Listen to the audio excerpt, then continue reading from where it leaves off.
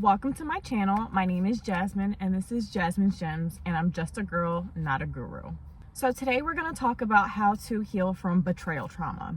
So this is for people who have been betrayed. This could be by friends, family, partners, coworkers, whoever, whatever situation, but just how to heal from that trauma and the steps you can take to heal from that trauma. So a little background on me and my betrayal trauma. This way you can understand me if you are new to my channel. But to summarize, last year I broke up with my ex-fiance and then later found out that he was cheating. And then after that I had I trusted in somebody.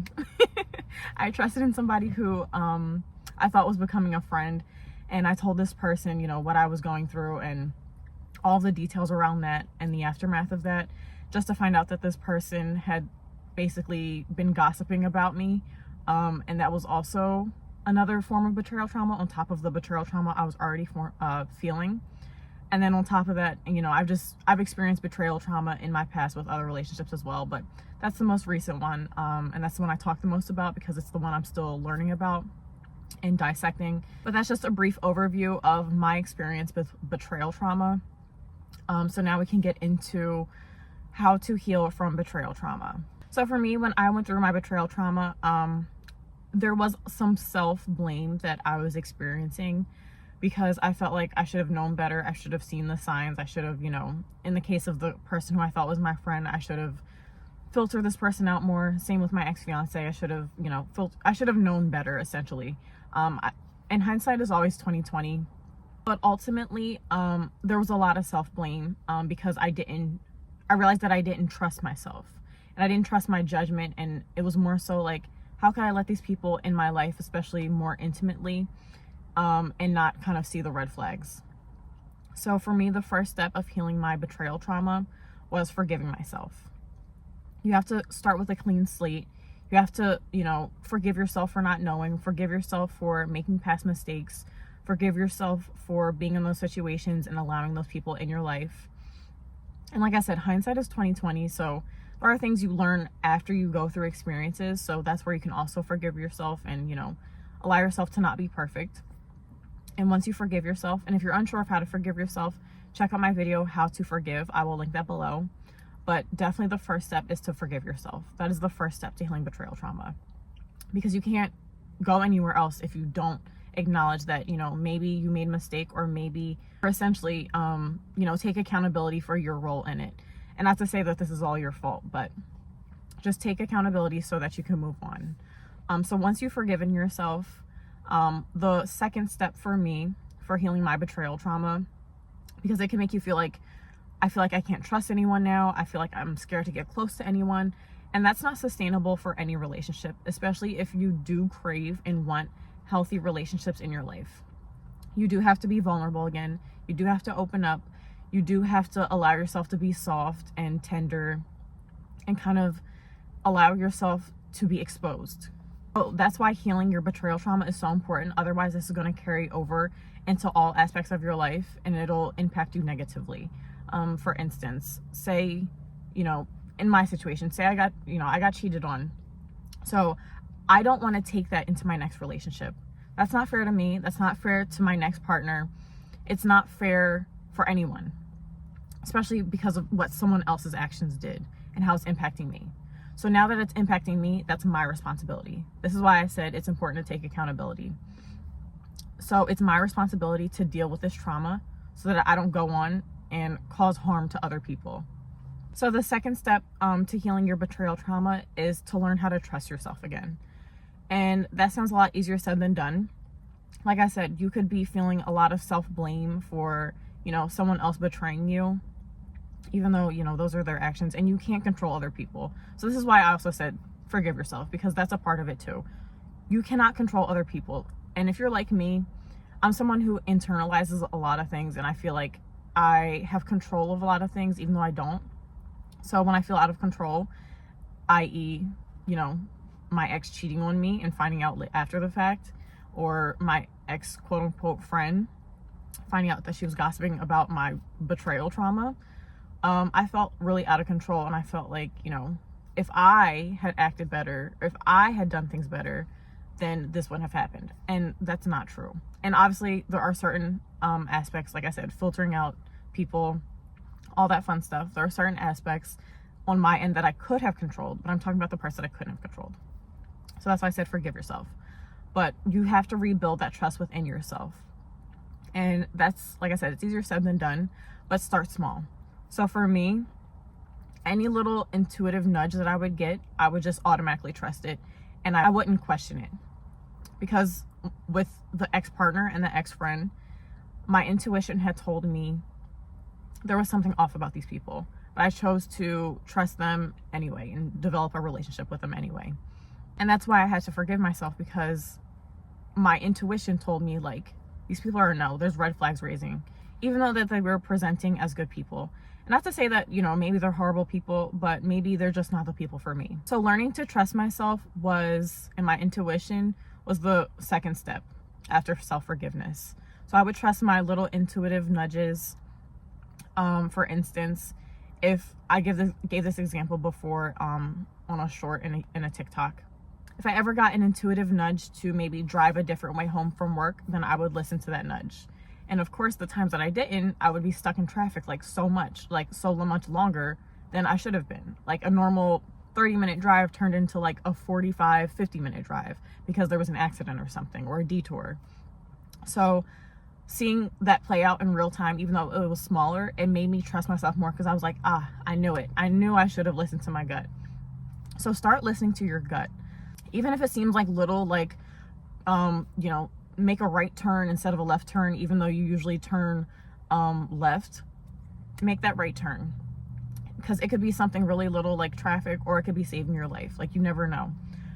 So the third step, after you've forgiven yourself and you've started listening to your intuition more, the third step I would definitely say is forgive the person who betrayed you. And forgiveness, again, I talk about this in another video, but forgiveness isn't for them, it's for you. It's so that you can move on, so you can release that energy. And it's not saying that what they did was okay, but it's saying that, again, I see you as human and I'm releasing this energy. This energy is no longer mine. You can go do what you want to do, but that no longer impacts me. Like I said earlier, we don't want to take our negative experiences or our trauma and put them onto somebody new, because that's just how the cycle of trauma repeats itself.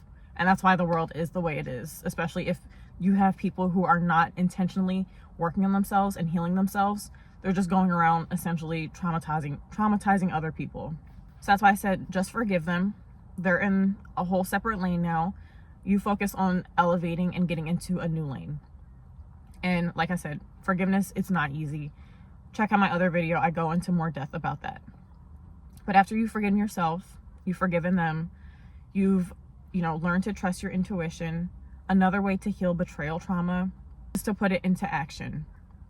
So when you're meeting new people, learn to start trusting them again. Obviously, don't, go full in and full throttle and just trust people you don't know.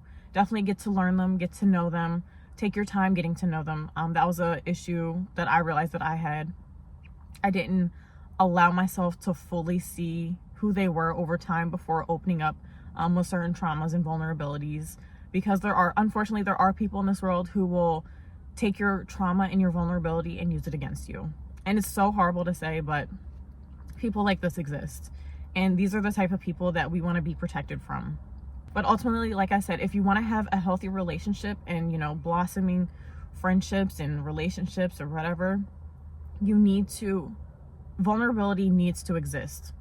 So you need to be vulnerable and be exposed, and you can start small. You don't have to go into your deepest, darkest secrets right away, but you can kind of softball stuff like, maybe things that don't matter as much, that you can, see how they respond to.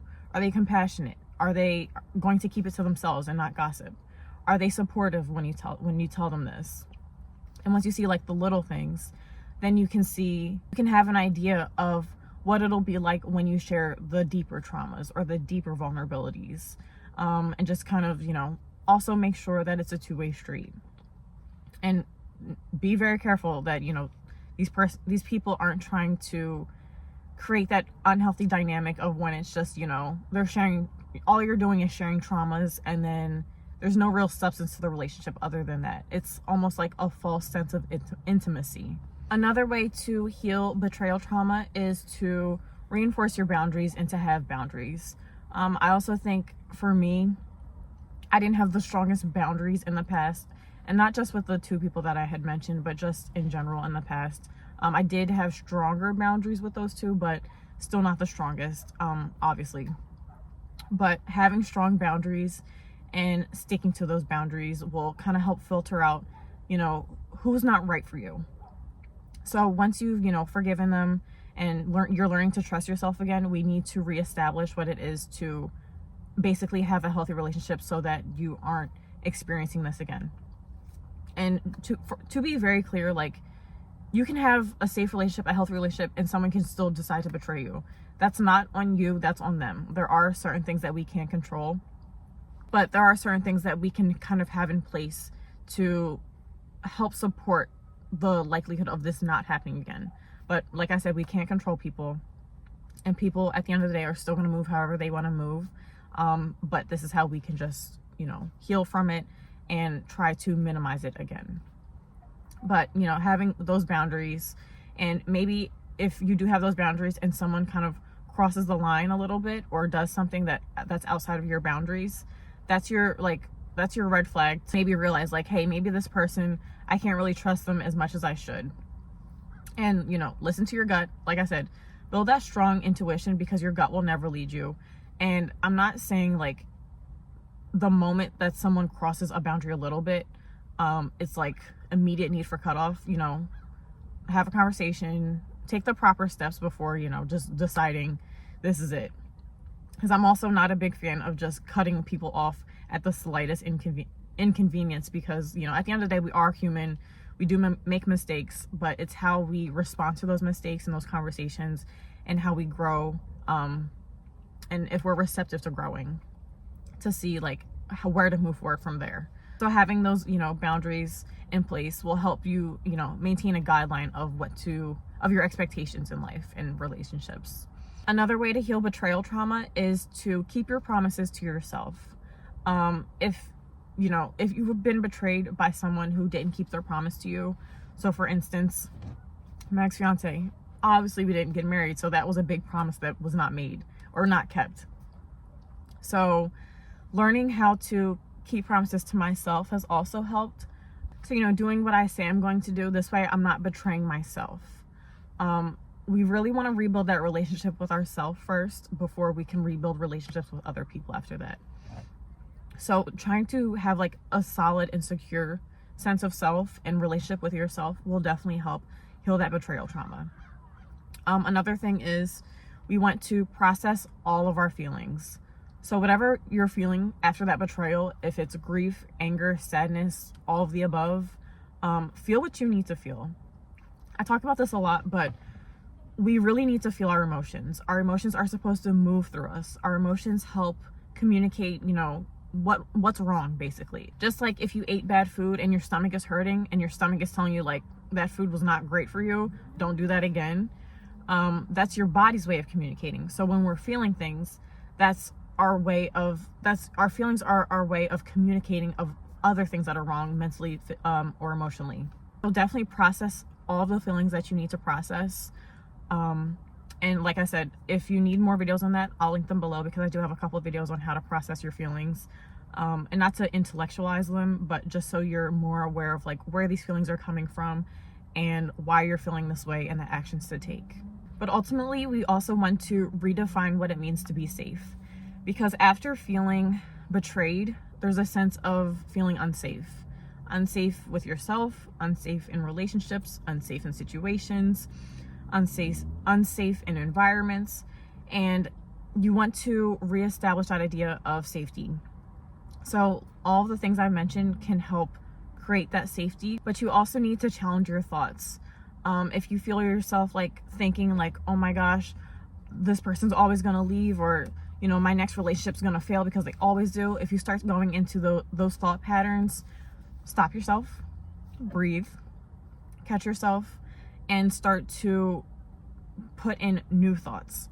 And challenge yourself. So for me, you know, if I go into my next relationship like, oh my gosh, this partner's gonna cheat on me, they're gonna leave me, they're gonna lie, they're gonna betray me, all these things, I'll say, stop. This person's a whole new person. This is not my ex. This is not my ex-friend. This person is their own person. I'm getting to know this person. I am learning to trust this person because this person has consistently showed up for me. So you want to challenge your thoughts, because I know we can start to spiral as humans and, you know, start to think of worst case scenario, but we really want to, I don't want to say think positively, because like I said, especially if you're starting to get to know someone, but you want to think realistically almost. Like, okay, you want to ground yourself. Like I said, I'm getting to know this person. This person has so far showed up consistently for me. Not everyone cheats, and that is true. Not everyone cheats. Not everyone's going to betray me, and that is true. You want to start to challenge whatever negative thoughts are coming up. This way, you're not going into this mindset of, you know, all men are liars, all men are cheaters, all girls are horrible, and, you know, they're not good friends. Again, in my sense, with my example. Because once we get in that always mindset, then that blocks us. So we really want to self-reflect ultimately. And for me, journaling helped a lot. It let me get out all of my emotions unfiltered, because that was a big thing. I'm someone who tends to filter my emotions with other people.